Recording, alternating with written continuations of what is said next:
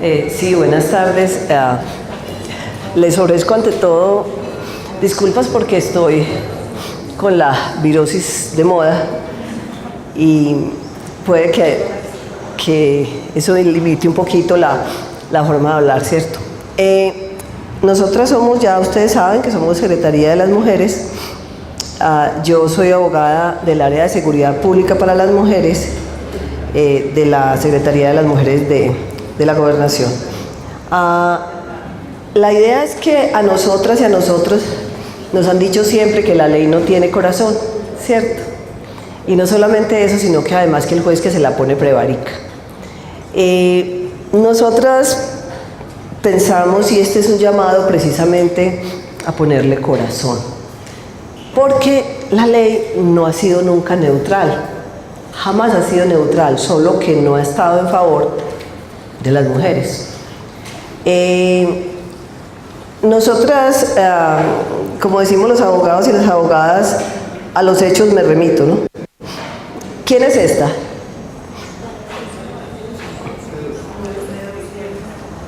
Medusa. ¿Quién era Medusa? ¿Quién es Medusa? Era no, ¿quién es? Porque existió tanto en el pasado como ahora, o sea que no existió, pero ¿quién es Medusa entonces? ¿Quién es Medusa? Una mujer que construyó mirarlas transformadas en Un monstruo mitológico griego que transformaba a las personas en piedra, sobre todo a los hombres, ¿no? Los hombres que se atrevían a mirarla lo transformaban en piedra. Antes de que Medusa fuera ese monstruo mitológico tan horroroso, ¿qué era? ¿O quién era?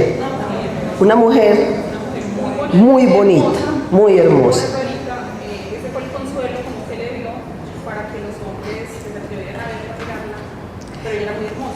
Ella era muy hermosa. ¿Cuál fue el delito que cometió la belleza? O sea, ser bonita, bueno, no fue para tanto tampoco, pero ¿cuál sería, ustedes qué piensan que cuál sería el delito que cometió Medusa que la hizo acreedora a convertirse en ese monstruo mitológico? ¿Cuál pudo haber sido ese delito tan horroroso que ella cometió, esa mujer bonita que además era una sacerdotisa? ¿Cuál sería? Ser mujer, casi. Miren, el delito que ella cometió fue haber sido violada por el dios Poseidón en el templo. Pero como no podían castigar al dios, la castigaron a ella. ¿Cuántas medusas no conocen ustedes que van a la justicia y salen ellas castigadas? ¿Cuántas mujeres no van a las comisarías de familia a denunciar y terminan siendo sancionadas? O sea, ustedes conocen casos. Yo llevo 10 años atendiendo víctimas y me han tocado 50.000 casos. Me han tocado, creo que la doctora Adriana tiene un caso de una señora que simplemente le dijo: no me sigas pegando, no me pegues en el suelo. O sea, el tipo le estaba pegando y ella le dijo: no me pegues en el suelo, y eso fue suficiente para que la comisaría dijera que ella también era responsable de agresión, porque había, pues no sabemos por qué, porque le había hablado duro al señor, ¿sí? Lo peor es que eso fue homologado, fue apelado y el juzgado de familia confirmó la sanción. ¿Cuántas mujeres víctimas de violencia sexual no terminan diciendo que son las culpables? ¿Recuerdan cuando Rosa Elvira Celi, cuando la demanda administrativa, que ya le dijeron que ella fue la culpable? Cuando el caso de esta niña, la niña, la chiquita, la que mató, esa niña, ¿se acuerdan que hubo quien dijera que no, que la culpable, que cómo le ocurría a esa niña irse con cualquiera, ¿cierto? O sea, muchas veces las mujeres al final terminan siendo las culpables de las violencias que contra ellas se cometen. Es más, cuando a ustedes les llega una mujer, porque es que estamos hablando de lo que les va a llegar a ustedes en los consultorios jurídicos. Cuando a ustedes les llega al consultorio jurídico una mujer y a decirles: yo he sido víctima de violencia 15 años, ¿a cuánta gente no le baila en la lengua decirle: ay señora, pero cómo se le ocurre aguantar 15 años? Pues ya aguántese, ¿cierto? ¿O usted por qué no lo ha dejado? Yo ayer hablaba en la mesa de Barbosa, hablábamos, y el comandante de la policía decía, es que yo les digo váyase. Y yo decía, sí, pero es que usted no le va a mercar la semana entrante. O sea, es que es tan fácil tomar decisiones por el otro, por la otra, pero tan difícil ponerse sus zapatos, ¿cierto? Entonces, muchas mujeres terminan siendo medusas. Y eso ha sido ahorita cuando el doctor hablaba de lo que ha pasado con la historia de la humanidad, eso ha sido un asunto histórico. Miren, aquí tenemos el Malleus Maleficarum, ¿cierto? El martillo de las brujas, primer genocidio, crimen de odio además porque se odió profundamente a las mujeres sabias y por eso las mataron. Alda Facio dice que el sujeto del derecho es el hombre adulto, adinerado, sin discapacidades visibles, heterosexual y perteneciente a la raza, etnia, clase, religión dominante en cada cultura. Nosotros entonces decimos que no hemos sido tratadas de la misma forma por la ley. La ley también es una manifestación de la cultura y nosotras no hemos tenido el mismo tratamiento. Y a los hechos me remito. Los objetivos que tenemos con este seminario es la introducción de la perspectiva de género en las decisiones judiciales, es decir, si bien ustedes no son jueces, pero por lo menos ustedes van a apoyar a la víctima en solicitarlo, hacer efectivo el derecho a la igualdad y la aplicación del principio de no discriminación de las mujeres. Y yo les voy a mostrar cómo hemos estado en la legislación colombiana. Miren ustedes esto. Las palabras hombre, persona, niño, adulto y otras semejantes que en su sentido general se aplican a individuos de la especie humana, sin distinción de sexo, se entenderán que comprenden ambos sexos. Por el contrario, las palabras mujer, niña, vida y otras semejantes que designan el sexo femenino no se aplicarán a otro sexo. Entonces algunos dirán, pero es que el lenguaje incluyente no sexista, la Real Academia no lo acepta. Pues ya no, es que es un asunto político, no de Real Academia. Es un asunto de nombrarnos, es un asunto de existir. Y nosotras en general no hemos tenido un reconocimiento en la palabra, ¿cierto? Esto, la sentencia C-804 de 2006, que se la recomiendo, es una sentencia del doctor Sierra Porto, muy interesante, que habla del lenguaje incluyente y dice cómo mantener un lenguaje excluyente hace que se perpetúe la discriminación. Cuando a usted una niña desde pequeñita le enseña que no importa si la nombran o no, pues no importa al final si la nombran o no, ¿cierto? Cuando se le enseña a los niños y a las niñas, porque ahora no ven que el código dice niños, niñas y adolescentes. Es una forma de nombrarlos, es una forma de empoderar, es una forma que desde pequeñitos y desde pequeñitas entendamos que somos distintos, que somos dos sexos, géneros somos muchos más, pero que somos dos sexos, y que esos dos sexos por lo menos tenemos los mismos derechos. Y miren ustedes un ejemplo. Este es el acto legislativo número 3 del 25 de agosto de 1954. El artículo, y dice así, el artículo 14 de la Constitución Nacional quedará así: son ciudadanos los colombianos mayores de 21 años. Artículo 3, queda modificado el artículo 171 de la Constitución Nacional cuando restringe el sufragio a los ciudadanos varones. ¿Qué están diciendo ahí? ¿Qué están diciendo? O sea, es que aquí están dando derechos. Miren, sin nombrar, están dando derechos. ¿Saben qué están diciendo aquí? Están diciendo que las mujeres podemos votar. Pero no dicen mujeres, no nombran mujeres. No, le están diciendo que queda modificado porque ya no se restringe el sufragio a los ciudadanos varones.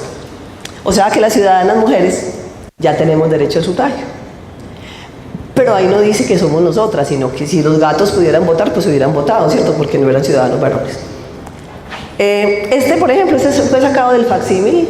La Unión de Ciudadanas de Colombia está grande, si lo quieren ir a ver y tomarle la foto y todo, ahí está. Y miren lo que dice el Código Civil. Estamos hablando del artículo 177, Código Civil colombiano. La potestad marital es el conjunto de derechos que las leyes conceden al marido sobre la persona y bienes de la mujer. Yo pensaba que tener derechos sobre la persona se llamaba esclavitud. Pues, o eso siempre ha sido así, ¿o no? ¿Cierto? No, las mujeres hasta 1974, decreto 2820 de 1974, el marido tenía derecho sobre la persona de la mujer. Es decir, por eso es que por más que ustedes crean, usted le da unas conferencias, yo le doy charlas sobre derechos a las mujeres y ellas cuando se van para la casa entonces se mutilan porque yo les dije que el cuerpo era de ellas, ¿cierto? Y que el pelo era de ellas, y cuando llegan a la casa el marido deja de hablarles una semana porque se mutilaron, ¿cierto? Cuando el cuerpo es de ellas, el pelo es de ellas, pero esto todavía pesa. Ya todo esto está derogado, pero de todas formas recuerden que se necesitan varias generaciones para que se modifique una creencia arraigada en la sociedad. La mujer debe obediencia al marido, lo decía el artículo 176 y lo decía de frente. O sea, la mujer debe obediencia al marido. Por eso no se asusten cuando en los consultorios jurídicos les llegan las señoras y ustedes, hay una, yo no sé si ustedes la conocen, la doctora Elda Patricia Correa, que es una fiscala en este momento, ha sido procuradora, y ella nos dice que hay algo que se llama marido locuta.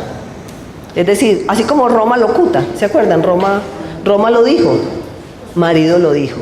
Y a usted le va a llegar un momento en que la señora le llegan a consulta y ellas llegan con una idea preconcebida, pero es porque el marido dijo.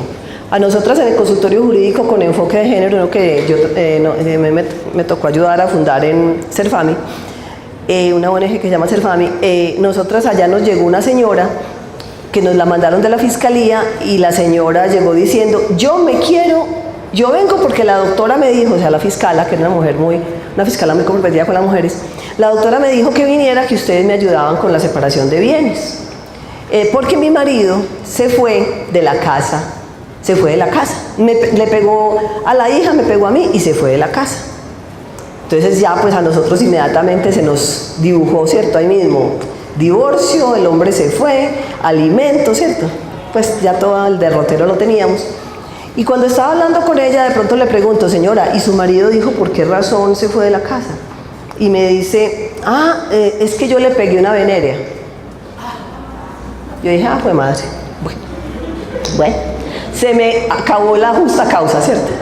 Me acabó pues que ella fuera la cónyuge inocente, se me acabó. Yo dije, bueno, pues de todas formas hacemos el divorcio, pues bueno, y ahí llegamos a un acuerdo. Ella no pierde bienes. Cuando, hablando ya con ella, le digo, señora, y usted ya se curó la venerea, pero yo de puro metida, pues ya aquello de que las mujeres somos del cuidado, ¿ves? Señora, usted se curó la venerea. ¿Y quién le dijo que yo tenía venerea? Yo le dije, no señora, usted me dijo que su marido se fue porque usted le pegó una venerea.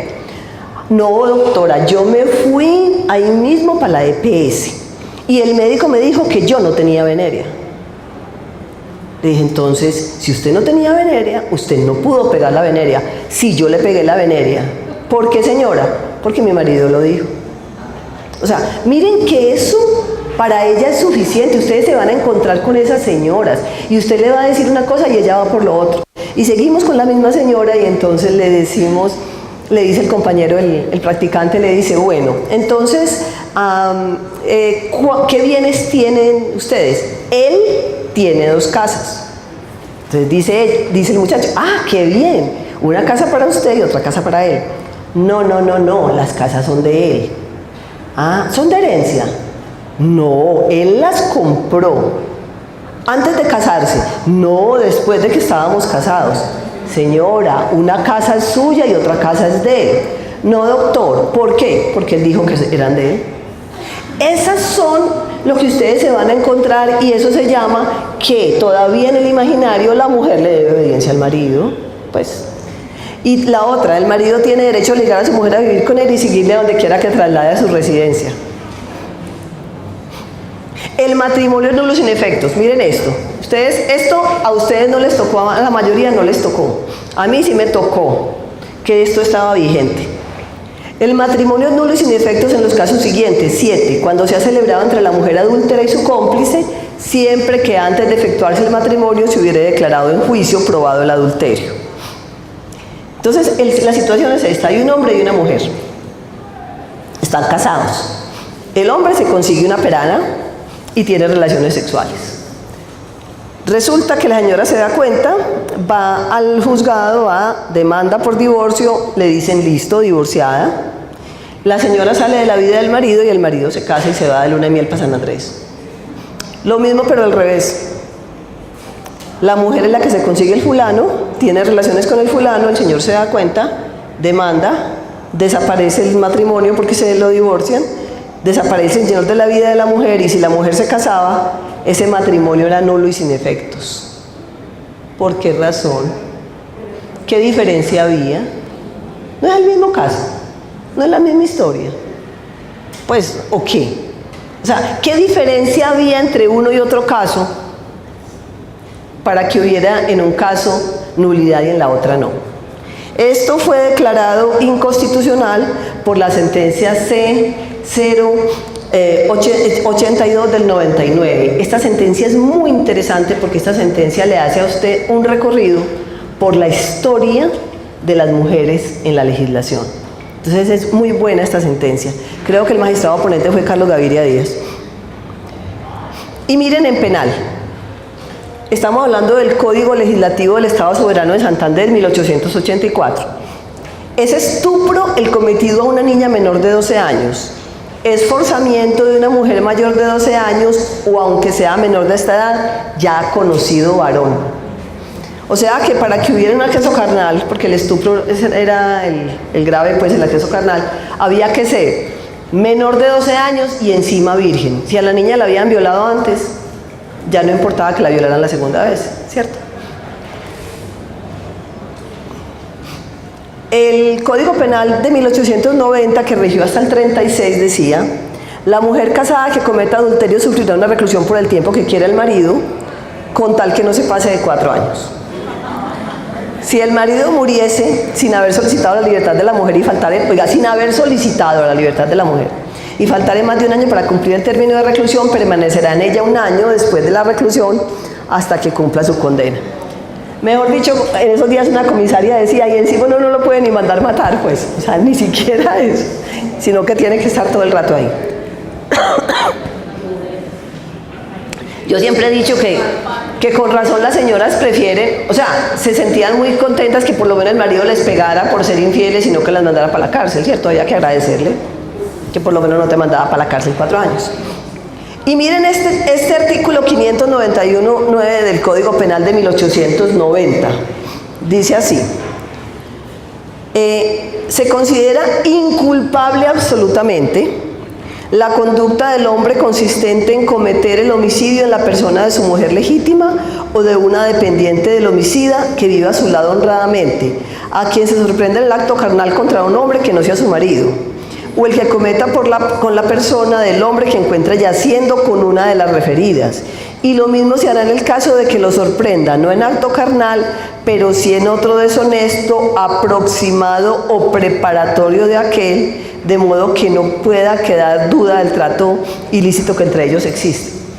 Si a una señora con solamente mirar a un primo, a veces el marido le pega. ¿Se imagina pues donde, porque considera que es un preparatorio de una infidelidad? Se imagina donde el señor venga y la mate porque es que yo estoy seguro que ella tenía algo con ese muchacho y por eso la maté, y con toda seguridad quedaba libre, ¿cierto? Esto lo cambiaron, pero para peor, o sea, lo cambiaron, pero porque pusieron más amplio, autorizaron a más gente para que matara a la mujer. Miren esto: cuando el homicidio y las lesiones se cometan por cónyuge, padre, madre, hermano o hermana, contra el cónyuge, la hija o la hermana de vida honesta, a quienes sorprenden ilegítimo acceso carnal o contra el copartícipe del acto. ¿Se dan cuenta? O sea, ¿qué es esto? Esto es lo siguiente: usted está con su novio en la casa, su papá y su mamá se van para misa, usted le dice al novio, aprovecha bobito, él no se roba nada, sino que aprovecha distinto, y están en pleno aprovechamiento, y llegan y le matan al novio, la matan a usted y ahí no pasó nada, ¿cierto? Esto miren que quedó hasta 1981. Si mi matemática está buena, 34 años. Mentira, no, yo no sé matemática, la verdad es que mi hijo nació en el 82, entonces tiene 35, o sea que 81, 34. ¿Ah? 36. No, no, 35. 36 años. ¿Se dan cuenta? ¿Se dan cuenta? Ni siquiera sé matemáticas. Bueno, en el 81, el Código Penal del 81 que rigió hasta el 96. Y es que el 96 en términos jurídicos, aquí hay gente muy joven, pero en términos jurídicos 96 es ayer por la tardecita. ¿Sí? Miren lo que decía. El responsable de los delitos de que tratan los dos capítulos anteriores, delitos sexuales incluida la violación, quedará exento de pena si contrajere matrimonio con la mujer ofendida. Porque es que ahí queda muy claro, el honor, ¿cómo se limpia?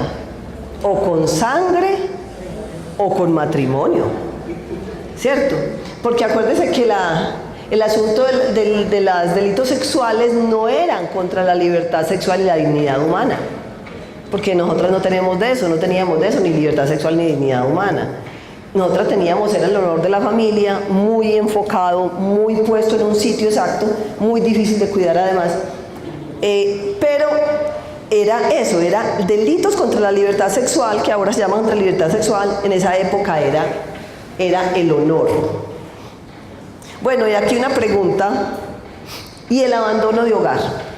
A ver, ustedes me dirán, yo sé que a ustedes todos los días les va a llegar, todos los días le van a llegar al consultorio jurídico, porque a nosotros todos los días nos llegaba, ¿cierto, Diana?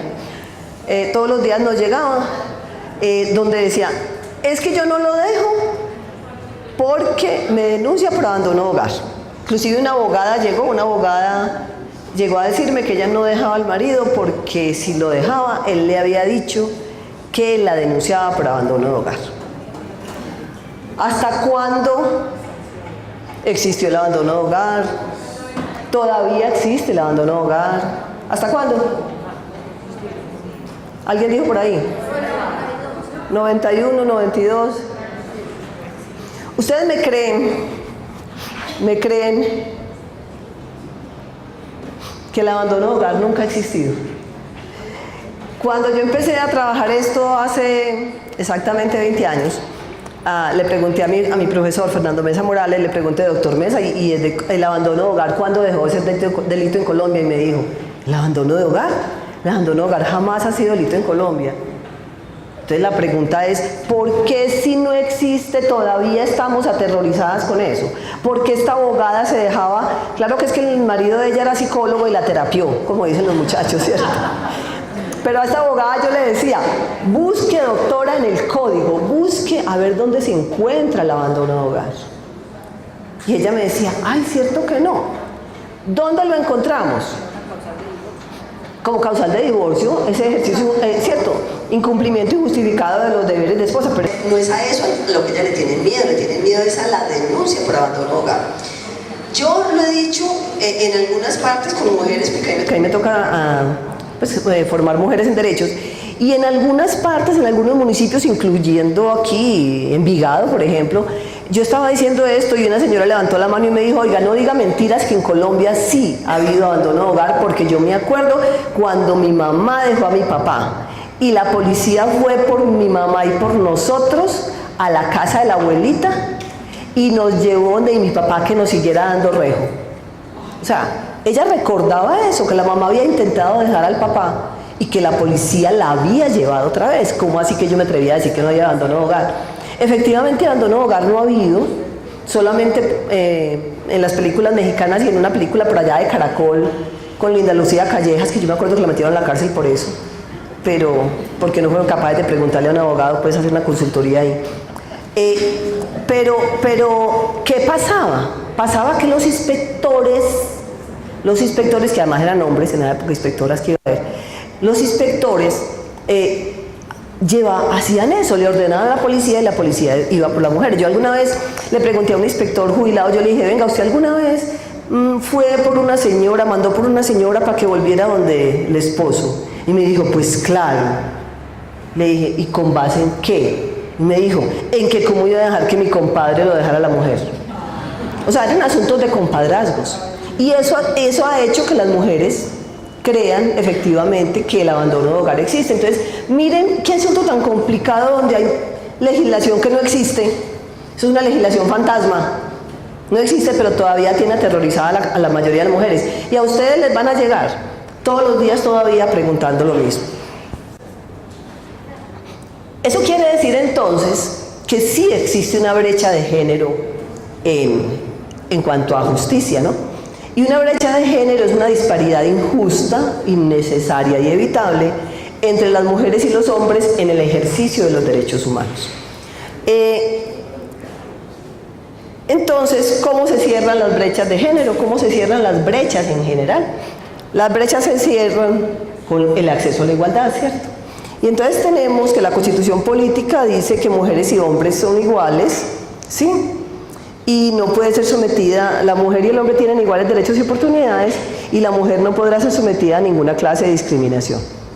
Bueno, después dice lo otro que es muy bonito, pero que yo pienso que con que esté ahí es suficiente porque podíamos pelearlo de alguna forma durante el embarazo y después del parto, gozará de especial asistencia y protección del Estado y recibirá un subsidio alimentario si entonces estuviera desempleada o desamparada, y el Estado apoyará especialmente a la mujer cabeza de familia. Pero el artículo 13 de la Constitución también nos habla exactamente de la igualdad, y miren lo que dice: todas las personas nacen libres, iguales ante la ley, recibirán la misma protección y trato de las autoridades y gozarán de los mismos derechos, libertades y oportunidades. Eso es el derecho a la igualdad. Sigue diciendo: sin ninguna discriminación por razones de sexo, raza, origen nacional o familia, lengua, religión, opinión política o filosófica. Esa es la no discriminación. Y el otro inciso, que a mí me parece muy interesante, donde dice: el Estado promoverá las condiciones para que la igualdad sea real y efectiva y adoptará medidas en favor de grupos discriminados. El Estado protegerá especialmente a aquellas personas que por su condición económica, físico-mental se encuentren en circunstancias de debilidad manifiesta y sancionará los abusos o maltratos que contra ellas se cometan. Y esto entonces es la consagración de las acciones afirmativas. Acciones afirmativas que inicialmente también aparecen en la Ley 51 de 1981, que es la Convención de Copenhague. El artículo 4 habla de eso y dice que cualquier medida encaminada a buscar la igualdad entre mujeres y hombres no se considerará discriminatoria contra los hombres. Es muy importante que recordemos esto, porque todas estas acciones que se hacen en favor de las mujeres, por ejemplo, como el enfoque de género, en la atención en justicia, no es discriminar a los hombres, sino que es tratar de componer todo lo descompuesto que ha estado durante tanto tiempo el asunto de la justicia para las mujeres. ¿De qué hablamos entonces? Hablamos de esto. Aquí en la parte de abajo tenemos a todos y todas las que hemos estado en condiciones de marginalidad, en condiciones de discriminación histórica o histórica, real, por cualquier razón. Y tenemos entonces que aquí en esta parte tenemos mujeres, niños, niñas, adolescentes, indígenas, comunidades afrodescendientes, personas en situación de discapacidad, población LGTBI, minorías religiosas, población en situación de desplazamiento, y puntos suspensivos porque todos los días encontraremos quién más, porque nosotros somos los seres humanos, para discriminar estamos solos.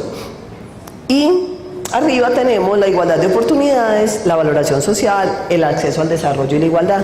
¿Qué es lo que dice el artículo 13? El artículo 13 dice que el Estado tiene la obligación de hacer que la igualdad sea real y efectiva, es decir, tiene que tener acciones para que todos estos de acá lleguen acá, y eso es lo que se llaman acciones afirmativas. Las acciones afirmativas entonces son medidas que tienen por finalidad eliminar los obstáculos que se oponen a la igualdad real y de hecho. Porque cuando no se da la igualdad en la realidad, no se puede dar el mismo tratamiento a las personas y es válido que las menos favorecidas reciban ayudas externas.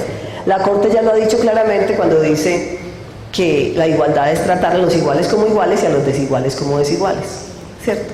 La igualdad no es tratar a todo el mundo como que no hubiera diferencias en la realidad. Y la igualdad de género implica el reconocimiento e igual valoración social de mujeres y de hombres, así como de las tareas y funciones que realizan. Para nadie es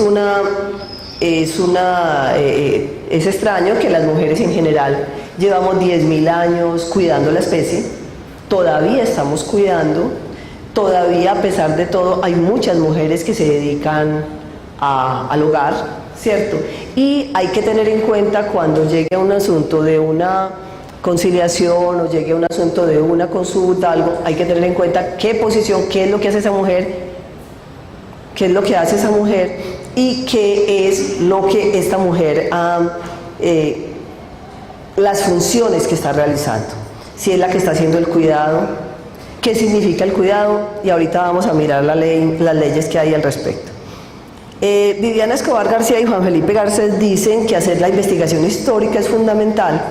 Si queremos reconocer el origen de lo que somos, hacemos y pensamos en torno a nuestro cuerpo femenino. También si queremos comprender la forma en que se ha construido por la razón patriarcal una imagen de mujer que no se rompe porque las leyes cambian. El que las leyes cambien no se rompe, no rompe lo que nosotros durante tanto tiempo hemos estado sintiendo, hemos estado por lo menos... Es muy difícil para una mujer, por ejemplo, entender que tiene derecho a ser feliz, porque siempre se le ha dicho que tiene que garantizar la felicidad de su familia. Entonces, ¿cómo va a dejar al marido sabiendo que eso pone... No es lo mismo vivir con el esposo que tiene el salario y no sé qué, que dejarlo y que él dé una cuota de alimentos. Eso se sabe, ¿cierto? Entonces para ellas dicen, pero ¿cómo voy a desacomodar a mis hijos? ¿Cómo los voy a cambiar de estrato? ¿O cómo les voy a quitar la comida de la boca? Porque a veces, porque ustedes se van a encontrar, a ustedes no les llegan, creo yo, mucho mujeres, o sí, doctora, sí les llegan mujeres de estrato 4, 5, 6, que miren, cuando esa señora llega a un estrato 6, ella puede que tenga hasta un Gucci, porque es posible que el señor la haya llevado de vacaciones a Nueva York y le haya comprado un Gucci en la Quinta Avenida, lo más seguro, pero no tiene pasaje. En el CAP de la Fiscalía les toca a veces darle pasaje a las señoras que van del poblado a denunciar, porque no se pueden devolver, no tienen con qué devolverse. Entonces, no hay forma de no decirle a la gente de un momento a otro, vea, cambie, usted tiene derechos, porque hay muchas cosas que lo impiden. Les voy a hacer entonces también un recorrido por la legislación y bueno, entonces es que yo pregunto cuánto tiempo tengo porque yo hablo entre 10 minutos y 8 días, entonces es por eso. Bueno, cuando hablamos de los derechos de las mujeres, que ya vimos cómo hemos sido tratadas, vamos a hablar también en positivo, vamos a hablar de lo que tenemos ahora estamos en un momento en que en general estamos en igualdad de condiciones, en general, aun cuando todavía en la práctica a veces no se da. Los derechos de las mujeres, ustedes saben, esta es la libertad, Marianne, la libertad guiando al pueblo, que era la única que tuvo derechos como que ahí en la Revolución Francesa. ¿Me regalas agua? Porque las mujeres en la Revolución Francesa perdieron los derechos. Inclusive las mujeres que tenían derechos al momento de llegar a la Revolución Francesa, ahí se niveló. Ahí dijeron que todo el mundo era igual, es decir, las mujeres nobles que tenían derechos perdieron los derechos. Las mujeres se quedaron sin derechos. ¿Cómo ha sido el acceso a la justicia? Perdón, el acceso a los derechos. El acceso a los derechos, o sea, ¿quién ha tenido derechos? El primero que tuvo derechos fue el hombre blanco rico. Muchachas, este es el más rico que encontré. Si tienen otro más rico, me dicen y lo ponemos. Después el hombre blanco pobre. Después el hombre mestizo, después el indígena y el afro, y por último las mujeres, así fueran blancas y ricas, es decir, las mujeres llegamos de últimas a los derechos. Y en Colombia, como ya les había mostrado, vamos a mirar las mujeres cómo llegamos a los derechos. Acá, la que tenemos en 1900, porque de ahí para abajo, ¿para qué? Y en el 2017. Aquí está la línea de las mujeres y vamos a empezar entonces con el manejo de los bienes. O sea que el marido tuvo derecho sobre los bienes de la mujer solamente hasta la ley 28 de 1932. En ese momento las mujeres tenemos acceso a los bienes, pero hay un problema y es que por más que las mujeres casadas tengamos acceso a los bienes, todavía ustedes se van a dar cuenta que la mayoría de las mujeres casadas o en unión marital son los hombres los que adquieren los bienes. Y es una cosa que ustedes se van a encontrar todos los días. Y es bien complicado, porque en este momento el tribunal considera que la unión marital de hecho se rompe en el momento en que ya la pareja no es pareja. Es decir, si viven por lo menos un año, llevan un año viviendo, pero ya no se acuestan, ya viven mátate que te mataré, ya dice que no, así no se hayan separado, así viven en la misma casa, ya no hay unión marital, ¿sí? Pues eso me acabé de dar cuenta en una sentencia dura que me tocó este año, y eso es muy complicado porque entonces la señora no es la que tiene los bienes. Ella pagó también la casa y no sé qué, pero los bienes casi siempre están a nombre del esposo.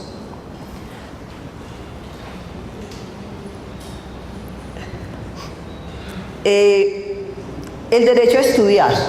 El derecho a estudiar lo obtuvimos en 1933 con el decreto 1972. Antes de ese decreto, por más que las mujeres quisieran estudiar y que el papá, por ejemplo, dijera, sí, yo quiero que estudie, la universidad no la recibía. La vinieron a recibir, la Universidad Nacional fue la primera que tuvo mujeres y los hombres de la Nacional salieron a paro, porque las mujeres estaban entrando. Parecido a lo que pasó en Estados Unidos con las comunidades afro, cuando llegaron los afro a las, más o menos. Bueno, la infidelidad masculina, ya lo sabemos, no era delito. La infidelidad femenina solamente dejó de ser delito en el 36. La ciudadanía, las mujeres adquirimos el derecho a la ciudadanía, porque ya éramos profesionales, pero no podíamos desempeñar cargos públicos, entonces necesitábamos ciudadanía, pero sin derecho al voto.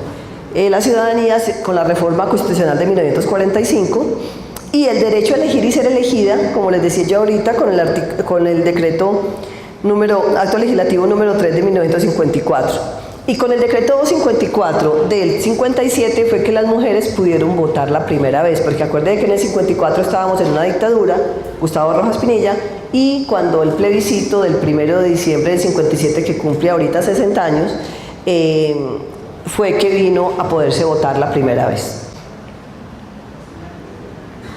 El derecho al nombre propio, el derecho a llevar el apellido de la madre. Yo no sé ustedes, pero mi mamá, que estaba bien casada, porque mi papá era una muy buena persona, pero mi mamá siempre decía, pero ¿por qué yo no puedo tener el apellido de mi madre? Si mi mamá fue tan buena, si mi mamá hizo tanto por mí, ¿por qué yo no puedo tener el apellido de mi madre? ¿Por qué lo perdí cuando me casé? Bueno, se pudo conseguir ese derecho otra vez en 1970. Las mujeres, a partir del 70, las mujeres casadas no tenemos la obligación de llevar el apellido del esposo. Había que hacerlo por jurisdicción voluntaria, el cambio, hasta que en 1988, con el decreto 999, ya no era necesario ir a juzgado a que un juez te devolviera tu apellido de soltera. El derecho a la autodeterminación, lo que les decía ahorita, cuando se acabó la obligación de obedecer al marido con el decreto 2820 del 74. Y en el matrimonio, a partir de 1976 hubo una igualdad para acabar el matrimonio, porque antes del 76, yo siempre digo a quién se le debe todo, ¿cierto? Y esta ley primera del 76, eso se le debe a López Michelsen. Hasta ese momento, no era divorcio de matrimonio, no era divorcio de matrimonio religioso, pero sí separación. Pero hasta ese momento, para poderse divorciar, de una mujer se divorciaban acusándola de infidelidad. Una infidelidad bastaba. Para el hombre tenía que ser un amancebamiento. Es decir, casi que usted tenía que tomarle la foto con el periódico y el aguacate esperando el bus para irse para la otra casa, ¿cierto? Tenía que tener otra casa. Es decir, no era con solamente que le fuera infiel. Entonces, si era infiel con 50 mujeres distintas cada fin de semana, pues eso no valía, desde que no repitiera mujer, desde que no tuviera amancebamiento, o si era una infidelidad con otro hombre, tampoco. Derecho a no ser discriminada. La ley 51 del 81 nos dio el derecho a no ser discriminada, solo que esa ley efectivamente se conoció muy poquito, que es la ley 51 del 81, que es la Convención de Copenhague. Sin embargo, a pesar de que no podíamos ser discriminadas, solamente con la sentencia C-112 de 2000 pudimos casarnos en cualquier domicilio, porque la idea era que las mujeres no podían, el domicilio para celebrar el matrimonio era el domicilio de las mujeres, ahora no. Ahora, el domicilio para celebrar el matrimonio es cualquiera. Derecho a la vida. En el 81 se deroga ese homicidio por honor que yo les había dicho ahorita, como el honor se limpiaba con la sangre de la mujer que había ofendido a la familia. Derechos de compañero permanente, efectivamente, para hombres y mujeres fue lo mismo, ¿cierto? Con la ley 54 del 90, la 979 de 2005 y que la sentencia 78 de 2007 y 29 de 2009 pues hace extensiva también a las personas del mismo sexo. Pero es muy interesante porque es que la cantidad en estas parejas, como la mujer no tiene los bienes, es muy importante que existiera esta norma porque esto protege fundamentalmente a las mujeres, el tener derechos patrimoniales como compañera permanente. A mí no se me olvida cuando yo estaba empezando derecho, sí, hace 50.000 años, no, Arturo, no digo, a que digo mi edad para que quedes mal.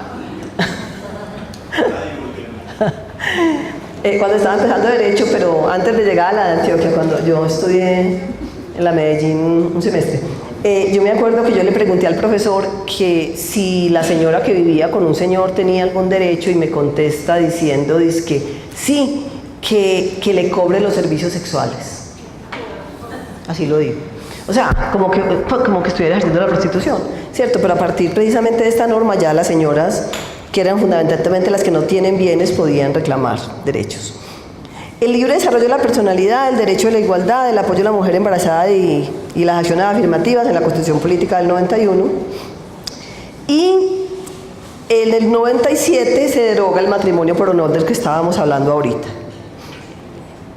Y el derecho a casarse con el cómplice, porque eso hace parte del derecho a ser feliz, ¿cierto? Pues sí, claro, con la sentencia que decíamos ahorita del 82 del 99. La ley 25 del 92 establece divorcio para el matrimonio religioso, realmente es cesación de efectos civiles para el matrimonio religioso, y es muy importante ahí aquello del divorcio de mutuo acuerdo, que fue un asunto difícil de conseguir. Esta ley, por si no la sabían, esta ley la hicimos las feministas de acá de Medellín. Tenemos la foto del periódico que así lo prueba, y fue redactada por la doctora Marta Cecilia Henao, la magistrada. La ley 82 del 93 consagra beneficio por la mujer cabeza de familia y fue modificada por la 1232 del 2008. Esta ley habla de la jefatura de hogar y es muy interesante. No en todas partes, pues, no tiene mucha aplicación en efectos prácticos, pero me parece que habría que comenzar a exigirla más. Y habla de la jefatura de hogar femenina, y la jefatura de hogar femenina no tiene que ver con que su marido no trabaje, con que su marido esté incapacitado, sino que, por ejemplo, una mujer en el campo, que el marido tiene 2 días nada más de jornal, por ejemplo, se considera que ella puede ser la jefa de hogar si ella es la que tiene las mayores entradas a la casa. La adecuada efectiva participación de la mujer en los niveles decisorios y las ramas y órganos del poder público, la ley 581 de 2000. Las cuotas de participación política, la ley 1475 de 2011. La ley 755 de 2002 es muy interesante, que es la licencia de paternidad, porque esta habla de no estereotipar el cuidado, porque ¿cuántos senos se necesitan para dar un tetero? ¿Cuántos senos se necesitan para dar un tetero? Ninguno. ¿Y cuántas matrices para cambiar un pañal? El papá perfectamente puede dar teteros y cambiar pañales, ¿cierto? Entonces por eso me parece muy importante esta norma. Además, porque le da el derecho, le enseña a los hombres que es tan importante paternar, y es tan importante que los hombres comiencen a mirar lo bueno que es y lo beneficioso que es para sus hijos y sus hijas el que paterne. El derecho a una vida libre de violencias, tenemos la ley 248 del 95, pero sobre eso habla la doctora Raquel ahorita. La ley 248 del 95, que es la Convención de Belén do Pará. la 294 del 96 modificada por la 575 de 2000 y 882 de 2004, que son las leyes que hablan de la violencia intrafamiliar, la ley 1142 de 2007, que habla de la querellabilidad de la violencia intrafamiliar, y la 1257 de 2008, que habla de todo tipo de violencias, y la 1542 de 2012, que dice que no se puede ni conciliar ni desistir en caso de violencia intrafamiliar, que ya ustedes esta mañana Carlos Mario estuvo hablando. No mucho. Bueno, pero vos vas a hablar de eso, Raquel, de la 1542. La doctora Raquel enseguida sí nos habla de eso. Y esto tiene unos decretos reglamentarios de los que ella nos hablará ahorita. La Ley de Igualdad de Oportunidades es una ley, la Ley 823 de 2003 es una ley pequeñita, pero a mí me parece tan interesante, y las personas que estén interesadas como en ahondar en esto, una investigación interesantísimo, hay un montón de acciones afirmativas que pueden derivarse de la Ley 823. La Ley 984 de 2005, esa es muy interesante porque esta es el protocolo facultativo de la CEDAW, es decir, el protocolo facultativo de la Ley 51. Por este protocolo facultativo, tanto las víctimas como las organizaciones de mujeres pueden hacer demandas a nivel internacional si a las mujeres no se les da acceso a la justicia. El derecho a la vida, a la salud, a no ser sometida a tortura, la sentencia C-355-2006, esa es la sentencia que habla de la interrupción voluntaria del embarazo, es decir, que se puede interrumpir voluntariamente el embarazo en 3 casos, cuando está comprometida la vida, la salud física o mental de la mujer.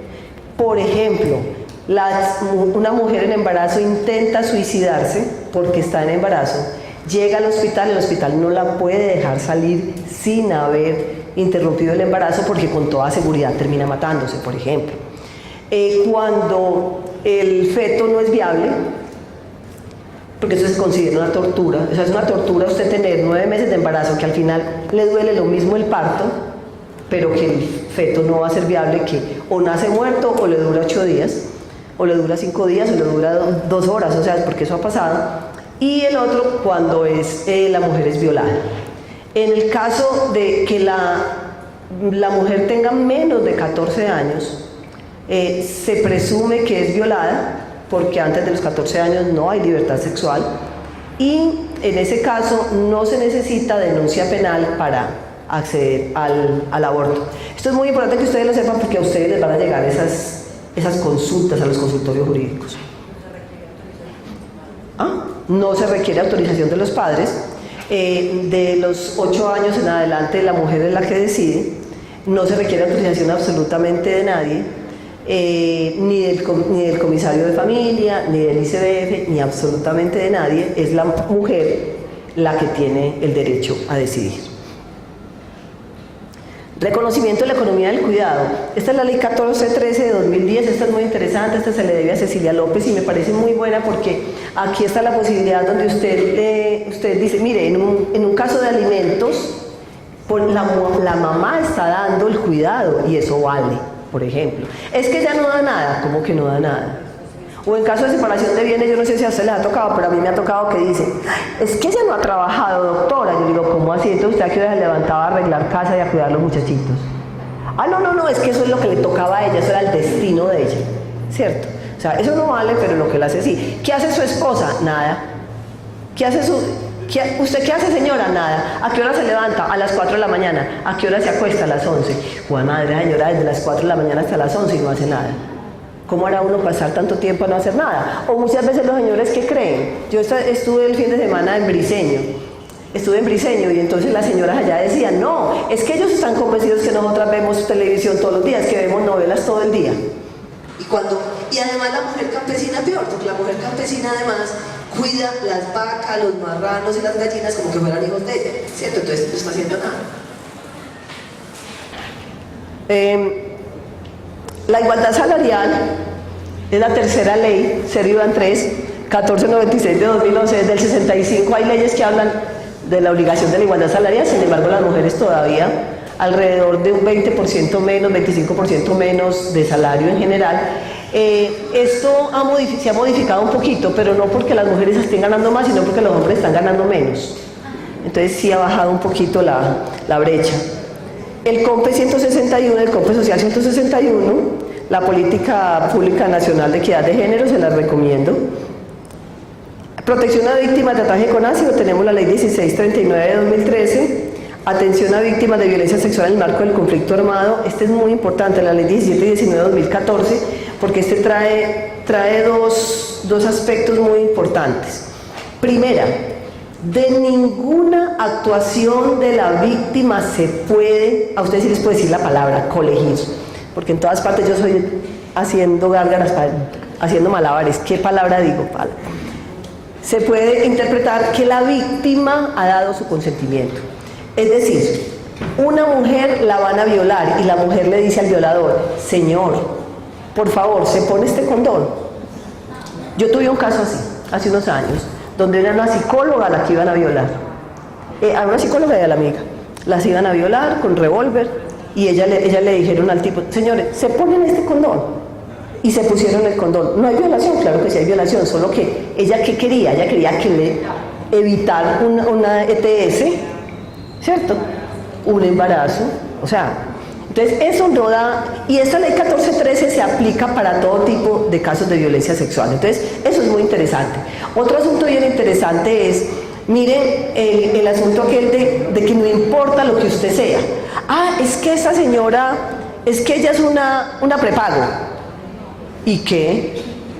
No, es que esa señora violada, no, pero es que esa señora, ustedes saben, bueno, y si no saben les cuento.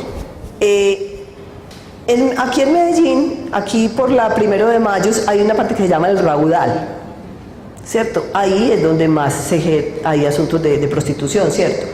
Digamos que hay una señora vestida para lo que está trabajando, a las 2 de la mañana ahí en esa esquina del Raudal. Todo el mundo sabe que está vendiendo el cuerpo, ¿cierto?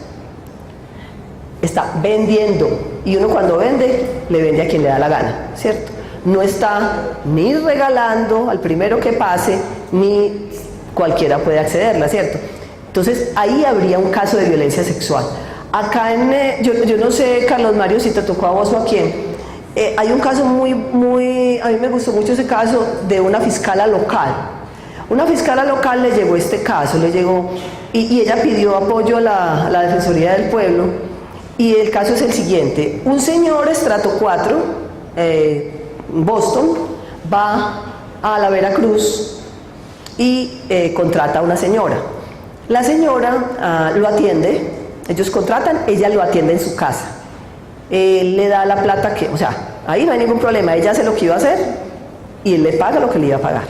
A las 5 de la tarde ella le dice: me voy, y él le dice: no, usted no se puede ir, yo quiero que usted pase la noche conmigo. Ella le dice: yo no puedo porque yo tengo mis hijos, tengo que ir a recogerlos. El hombre la coge a las malas y le dice que tiene que quedarse y la agarra de los brazos y la aprieta duro. Ella logra zafársele y se mete al baño. Cuando ella se mete al baño, ella se mete con el celular y llama a la policía. La policía viene y la encuentra allá en la casa. Cuando la policía entra, el hombre los deja entrar, porque ustedes me perdonan la expresión, pues, pero una puta, pues, ¿cierto? Los deja entrar y ella sale del baño y le dice: señor, ¿usted está aquí contra su voluntad? Ella dice: sí, él me tiene aquí, él no me quiere dejar salir. Y la señora está, sí, toda morada pues en los brazos. Y entonces al señor lo detienen y se lo llevan. El señor está en este momento todavía pagando cárcel, porque es que el asunto fue secuestro también. O sea, fue secuestro y fue lesiones personales. Porque ella no ejercía la prostitución, pero es que nadie pierde la dignidad humana. O sea, es que esa es la historia. Todos y todas tenemos dignidad humana, seamos lo que sean. Por eso no se puede decir, es muy importante que nos acordemos sobre el lenguaje, no hay indigentes, hay habitantes de calle. Porque indigente significa personas sin dignidad. Y nosotras sabemos que todas las personas tenemos dignidad, independientemente de lo que hagamos, la edad que tengamos o la situación en que estemos. En todo caso, esta norma es muy interesante. Ahora, esta, pues la que les decía ahorita, bueno, el derecho a ser nombradas, la que les decía ahorita de la sentencia C804 de 2006, el derecho a la dignidad humana, el feminicidio como tipo penal, ley 1761, que sobre eso se hablaron esta mañana, ¿cierto? Sobre la... Carlos Mario me da todo que así. 1761, y es importante aquello de la dignidad humana, aquí la dignidad humana es por lo siguiente, porque, a ver, las personas somos, ¿qué es el sujeto humano? O sea, somos el sujeto del sí y el no, ¿cierto? O sea, la dignidad humana es poder decir sí, poder decir no, porque yo soy libre, ¿cierto que sí?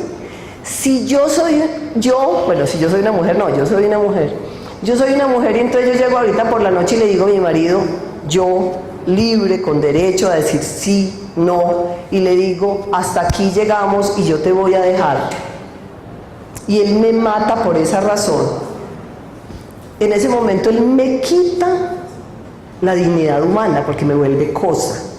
O sea, me quita el derecho que yo tengo a decir, no quiero vivir con vos, y me vuelve cosa.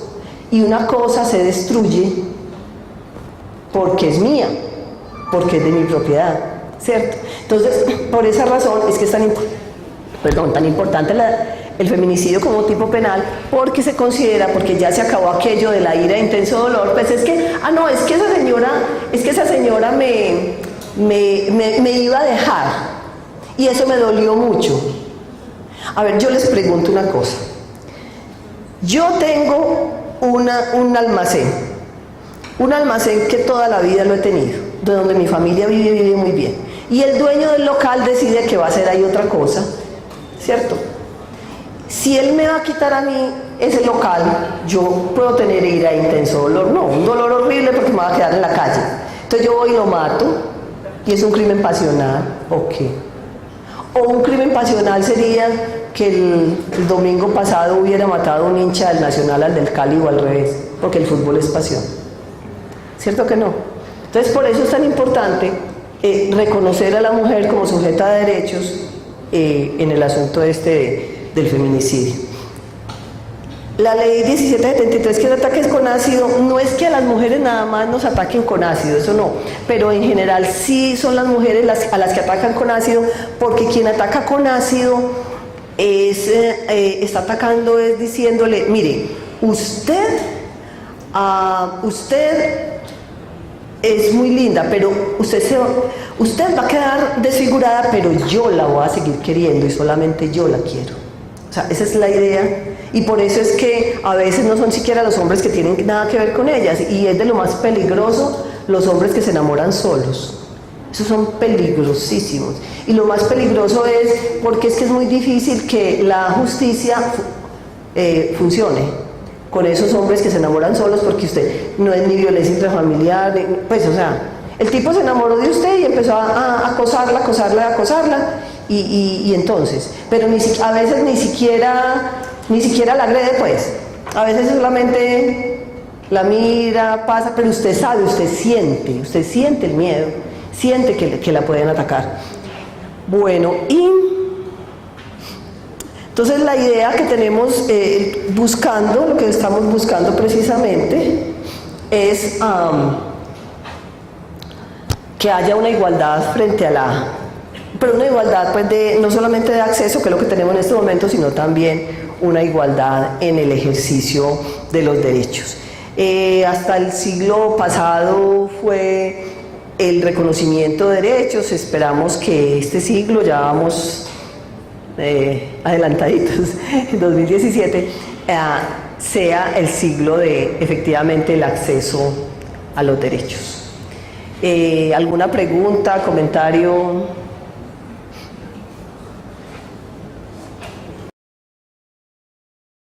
Secretaría, me viene dando vueltas en la cabeza un tema. ¿Por qué no buscamos la manera de que se decrete una relación laboral? Se cumplen los 3 requisitos: hay subordinación, hay dependencia, ¿sí? Y hay una remuneración del servicio. Es en serio. ¿Cómo le remuneran a ella el servicio? En especie. El marido lleva al mercado y ella se satisface de ese mercado. El marido le lleva la ropa y ella se satisface de la ropa. Entonces observen que están los 3 elementos de una relación laboral. Entonces se puede perfectamente empezar a investigar, ¿sí? Para que se los dejo en la mesa, a efectos de que la mujer no siempre sea la que salga perdiendo después de un divorcio, máxime cuando no hay bienes, porque es que el esposo fue el que trabajó. La pensión, no es cierto que la pensión se la den a la esposa, eso no es cierto. O sea, si es por régimen de transición, tendría unos incrementos pensionales que ya están desapareciendo, ¿cierto? Porque ya casi nadie se está pensionando con régimen de transición. Pero la señora dice, es que yo quiero permanecer casada porque a mí me va a tocar la pensión de él. Eso no es cierto, a ella nunca le va a tocar la pensión de él, salvo que él se muera. Y tenemos otro agravante, si él consigue otra pareja, ¿sí? La pensión se va a dividir entre las dos, ¿sí? Entonces, tenemos que mirar la posibilidad de que configuremos una relación laboral en ese tipo de situaciones. ¿Para qué? Para darles una independencia económica a la mujer y de esa manera poder lograr que ellas logren salir de esa sumisión y de ese miedo a la separación que tienen. O sea, con la ley 1413 yo pienso que pudiera pensarse en eso, o sea, como coger la ley 1413 y mirar si vale, porque la ley 1413 lo que hace es que a nivel nacional, la ley 1413 no te dice que vos tenés derecho a un salario como ama de casa, no te dice eso, pero sí dice que el cuidado vale, ¿sí? Y te dice efectivamente que se considera cuidado, es más, se considera cuidado hasta tener una señora de servicio doméstico y estar pendiente de esa señora, inclusive eso. Y el Consejo de Estado ha tomado algunas decisiones muy interesantes para darle valor monetario al trabajo que hace una mujer en la casa. Y el Consejo de Estado está hablando de un salario mínimo mensual. El primer caso que tuvo el Consejo de Estado fue el siguiente: una señora a la que tiene unas gemelas, las dos en de incubadora, en la incubadora le dejan quemar una gemela, sí, pues imaginen, la espalda, y la señora durante un año completo está cuidando a la gemela. La señora es modista, pero como toda modista no tiene libros de contabilidad para demostrar pues que dejó de trabajar. El Consejo de Estado lo que dice es, mire, la señora trabaja en la casa y la señora trabaja en la casa y porque ya le tocó estar todo el tiempo cuidando a la muchachita, ya no pudo trabajar en la casa, tuvo que conseguir quien la ayudara en la casa y eso vale por lo menos un salario mínimo. Y comenzó y la indemnizaron, le dieron de indemnización un año de un salario mínimo mensual. O sea, podría pensarse por ahí, porque la ley 1413 le dice al DANE, diga cuánto vale para el Producto Interno Bruto el trabajo, la economía del cuidado. Entonces, eso pudiera perfectamente pensarse por ahí. Sacamos a las mujeres con liquidación de cesantías, de prima, indemnización por despido. Porque, indemnización por despido, justo. Porque efectivamente habría que mirar qué posibilidades habría de pensarlo por ahí, por el 1413, por la ley 1413, no sé. Ahí, es que ustedes son los que, la academia, ¿no?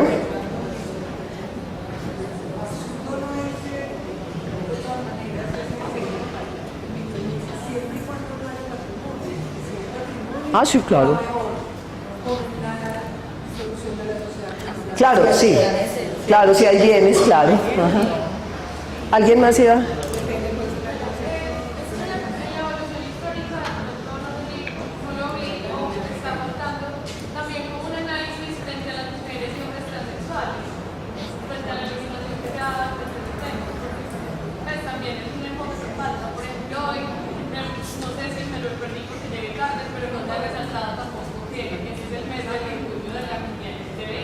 Sí.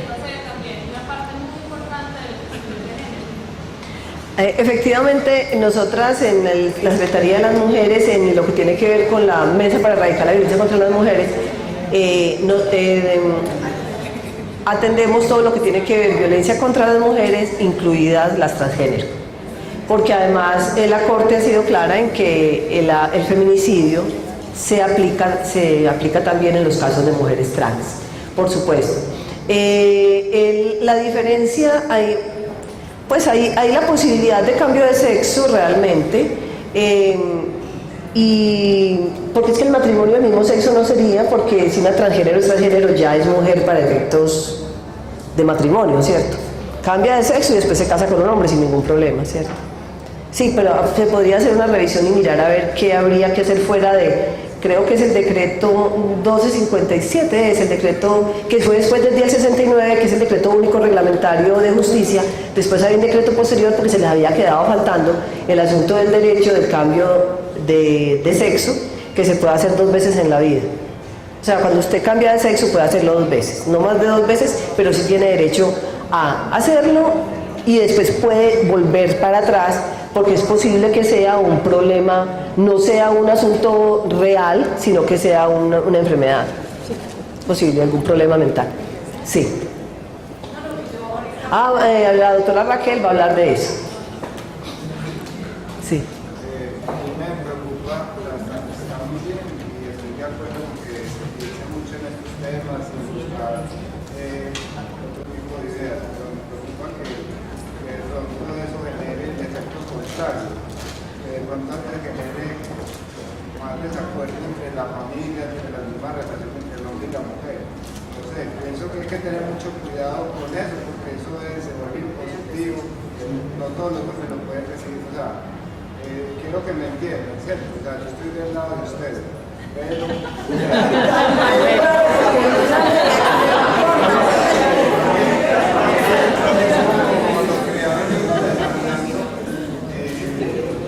todo este tema, y es que también tenemos que mirar un poquito más allá de cómo recomponemos un poquito de esa relación entre el hombre y la mujer, más que cosas que sean impuestas, que sean la misma ley. A ver, lo que pasa es que, vean, hay un asunto claro, el asunto de la ley nos habla de derechos, nos habla de igualdad, ¿cierto? O sea, no es que la ley no impone la igualdad existe y es un derecho humano, ¿sí? La ley no impone la no discriminación, la no discriminación es un derecho humano, pero además de eso, discriminar es un delito. Otra cosa, pero entonces la pregunta sería, ¿será que si le decimos a la señora que no le obedezca al marido, entonces el marido se enoja? Es posible que se enoje.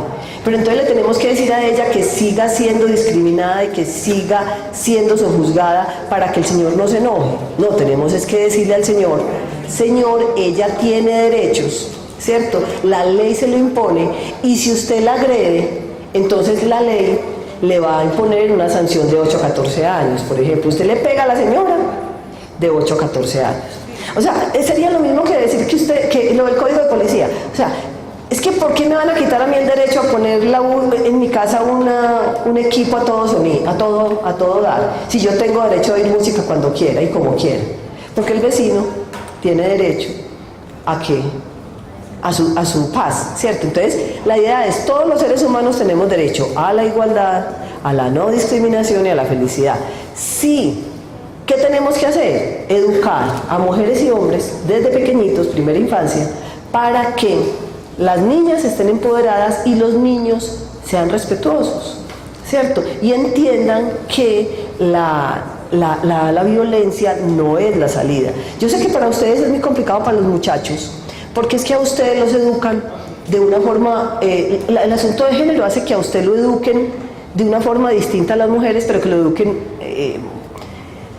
pues es aburridora la cosa, porque es que, ¿usted cree por qué razón nacen más nacen más hombres? ¿Usted sabía que nacen más hombres? Pero al final se crían más mujeres. Y no somos nosotras las que nos matamos, no.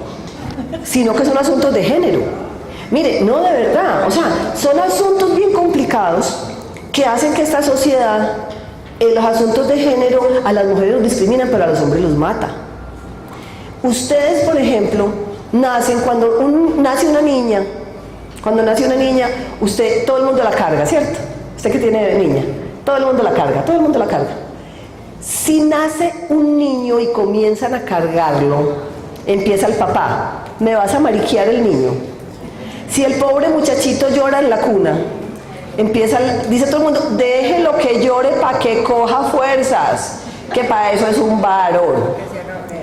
El primer año se mueren los niños, no las niñas, porque les faltó sobadita, no tienen suficiente anticuerpo y siguen creciendo. Y cuando siguen creciendo, ustedes tienen un jueguito, todos tenemos un jueguito, que se llama, es que el último que siguiendo al líder. Entonces empiezan, el último que llegue es una nena, como nosotras somos nenas, así lleguemos de primera, seguiremos siendo nenas, entonces nosotros nos vamos a hacer matar.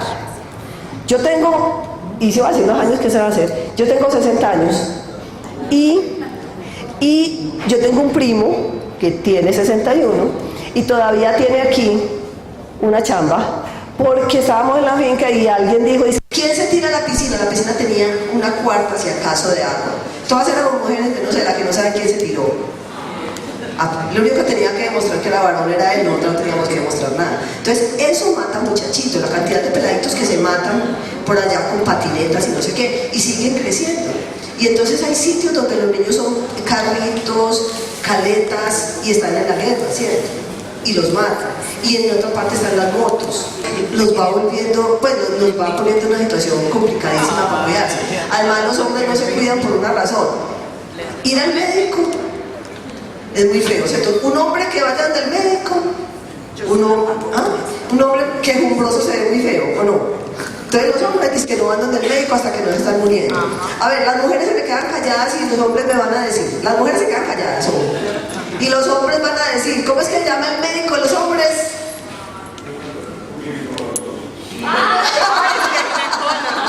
Amiga. ¿Qué ginecólogo?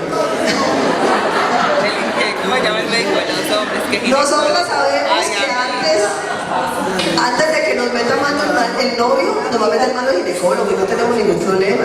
Pero ustedes tienen muy claro que un hombre no le meta la mano al otro, ¿cierto? No se deja meter la mano del hombre. Y no van a ir donde el urólogo. Entonces ustedes se van a morir, se mueren. Los hombres mueren de próstata por no dejarse hacer un examen. Claro, y los esposos nuestros, el esposo pues que son más de 40 años, los esposos de más de 40 años, que complique para usted hacer que vaya donde el urólogo. Pues para llegar donde el urólogo es una cosa bien complicada. Por eso afortunadamente ahora hay urólogos. A usted le ha tocado uróloga mujer cuando usted compra los 40, no le preocupe. Pero además también está aquello de que no lloran. Y como no lloran, entonces cuando usted está triste, le toca es que le dé úlcera, que le dé infarto, que le dé otro montón de cosas. Entonces, efectivamente, tiene toda la razón, o sea, que esto es complicado, pero el que una mujer, y miren, y esto es un asunto que se los digo y se los digo con conocimiento de causa, el que una mujer sea sumisa, el que una mujer no contradiga al marido, el que una mujer sea una esclava, no la salva de la violencia de la familia, ni la salva de que la mate. Mientras más vulnerable es la persona, mientras más sumisa es la persona, más se ensaña la otra persona en ella. Si usted se arrodilla, más fácil lo golpea, de verdad. Entonces yo pienso que la idea aquí es trabajar en los dos sentidos, o sea, aquí tenemos que trabajar es con las personas, en general, para que respeten los derechos. Por eso es que la campaña es ¿y vos qué pensás?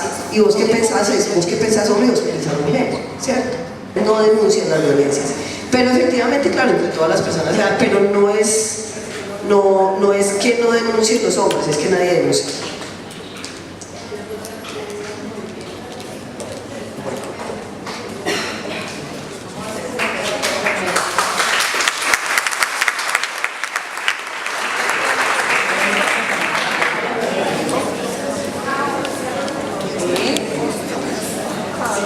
Continuamos con la presentación.